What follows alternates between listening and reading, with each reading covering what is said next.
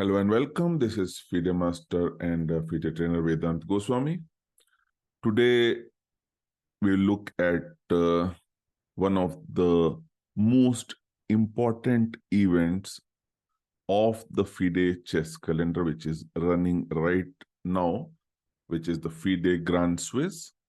It is one of the strongest open tournaments in the world, and it's a very important event as the top two out of this event will be qualified for the FIDE Candidates Tournament. And as we know, the Candidates is the tournament whose winner will be challenging the current world champion Ding Liren for the world championship next year. So the tournament has reached the 8th round, and one of the players who is the only player actually who is leading the tournament is the Indian Grandmaster Vidit Santhosh Gujrathi. Tremendous, amazing performance by Vidit in this very strong tournament, and we hope that he continues doing the same and finishes with a very good score. So in this game, we are looking at his 7th round game against Uzbek prodigy Javokhir Sindarov, who is a very strong grandmaster rating with a rating of 2658 and pegged to be one of the top players of the world in the coming years. So let us start the game. The game starts with e4, e5, and f3 and c6, and the very popular Gyuko piano opening starts very quietly with the d3 system, d3, d6, c3, and bishop b6. Now, a lot of time, people find it very mysterious that why has black wasted a move in moving a piece which was not even attacked. So, to explain, this is basically a prophylactic maneuver, a preventive maneuver, because in next moves, the bishop could have been attacked by d4 or the move b4. So let us say black plays a move like an f6. White has the option to play both d4 and b4, gaining time and attacking the bishop. So black is making a preventive move and getting away from an impeding attack. So that basically based on what white does, he will have better opportunity to clarify the situation to his advantage. Okay, so white goes with castle. With its continuous development with nf6, a4, and so white gains space in the queen side, also with a very clear threat of attacking the bishop on b6, or maybe with some intention of trapping it with b4 and a5. So this is a very common idea in this position. Vidit plays a5, very typical in this position. Black stops any further expansion of the white pawns on the queen side, and white continues with bishop e3. Bishop into e3, f into e3, and castles. So almost a very equal position. White has this double pawn on e3, but as a compensation, he has this semi-open file, which is the f file. If black is not very careful, it can have some attacking opportunities on the f file. So white continues nbd2 and ne7, a very classical, a very typical maneuver in this position. The knight heads to g6, and also black has this possibility of expanding his own center with c6 or d5 directly whenever opportunity permits. So a very typical, a very regular maneuver in this position. White plays nh4. Now, there are other options also. Of course, white can continue development with maybe moving the queen, and also there are some possibilities of doubling the rooks on the f file, of course, after initial h3. Otherwise, knight g4 will be a move which can disturb a lot. Okay, so white plays nh4. Now, what nh4 does, it removes the attack from the e5 pawn for a moment, and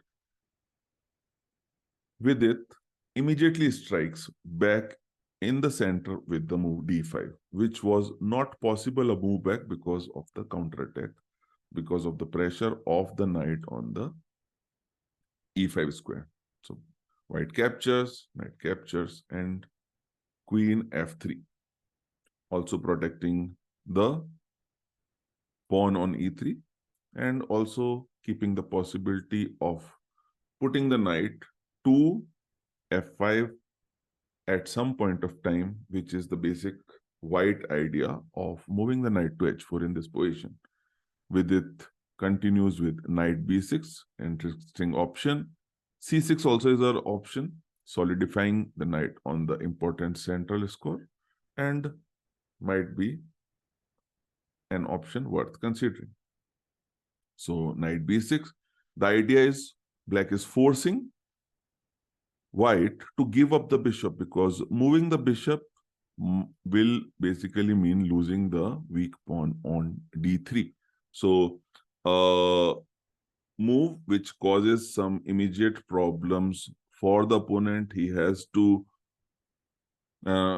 agree to give up the bishop on c4, which is a very powerful piece in such positions, because a lot of times it can put extreme pressure on the f file, on the f7 square, and create a lot of trouble for black. So nb6 with that consideration is a very good move, a move which causes some immediate trouble for the opponent. Okay, so white plays e4, providing a lateral defense for the pawn, and if the knight captures, we can recapture with the knight and putting some pressure on the pawn on e5. With it continues with queen d6. Queen e2 is a move which is designed to maybe bring the knight back. Now, white is seeing probably the jump to f5 is not so interesting, because black can simply capture. And after capture, there is always a target on d3. So black has some counterplay and the position is almost equal. So with it continues with a good developing move, the bishop g4, developing the last of his minor pieces with a tempo. Knight f3 was played, rook a to d8, a very good move, developing the rook in the semi-open file in the center and putting additional pressure on the d3 square. Always there is a threat that black can capture this and win the pawn on d3. So white has to be ready for any such situation where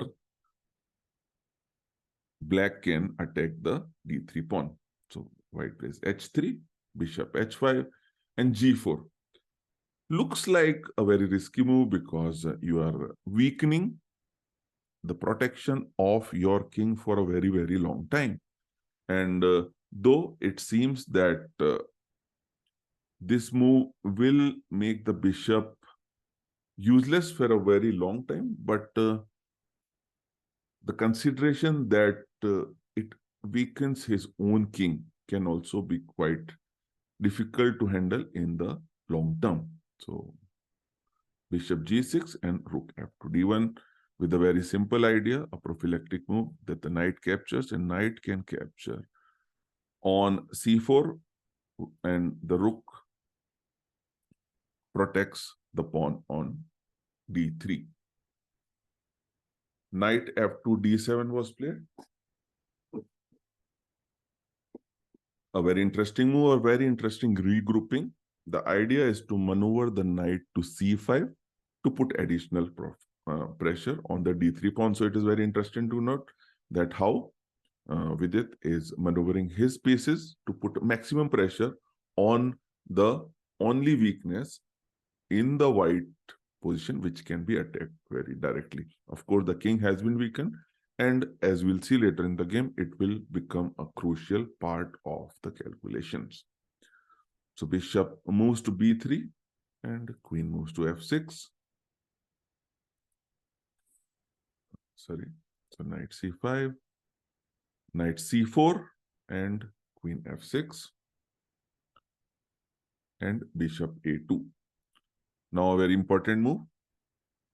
This is something which lot of players find very difficult to do, is to complete development. In this, it is also required because the pawn on e5 was under attack. And if you see, black has developed all of his pieces and is ready for a good middle game. If you try to assess the position, of course, it is right now equal, but long term, white has to worry about the slightly weakened position of his king, while the black king is absolutely safe. So, as we know, the king's safety is one of the critical factors in assessing any position. So, though the position is close now, white is okay for the moment, but long-term chances lie with black in this position. King g2 was played, and with it captured the pawn on a4, and white plays h4. Already, white is struggling in a slightly difficult position, and further movement of the pawns on the king side means further weaknesses, and with it jumps on the opportunity with the very fine move queen f4, immediately putting pressure on the g4 pawn. And now white's intended h5 is simply a blunder because queen can capture the pawn, and then the pawn on h5 can also be picked up for free. Sindarov played knight into e5. White is almost in a desperation mode. The position has fallen apart. So rook into e5, knight into e5, and queen into e5. White has already lost a piece and follows up with a blunder h5 because he has understood the position is lost and white is already looking for some desperate measures. The only way, of course, still the position would be lost was to play d4, where we have this queen into e4, and after bishop into e4, king h2, the knight can move to, let us say, d3. And if white continues with f1, we can protect, and black is a piece up and should win the game. So after h5, if you see, there is a lot of stress along this diagonal and the file. This is the last border wall, if we may say, which is holding the white's position together, and with it takes this opportunity to strike right into the heart of this position with rook into d3, a very beautiful move. And with that, the bishop on g6 suddenly becomes free, and with bishop into e4 is ready to come into the game. So Sindarov plays a desperate move, bishop into f7, and with it plays a very calm and very cool king f8. He wants to keep the bishop here to continue threaten bishop into e4 while also threatening the entry of the queen to g3 with critical effect, because that will mean the end of the game. So rook into d3 and queen into e4. Rook into d3, sorry. Knight into d3. Queen e3, of course, taking with the queen is not possible because bishop e4 wins the queen immediately, and queen e3 was played. Queen into e4 check, queen into e4, bishop into e4, king g3, and king into f7. White does win the hanging piece on a4, and now, as we say, it's a matter of technique because black has an extra piece and an extra pawn. So let us see how Vidit converts this. He plays bishop c6, rook into a5, knight into b2, rook gives a check on f5, king e7, rook e5 check, king f7.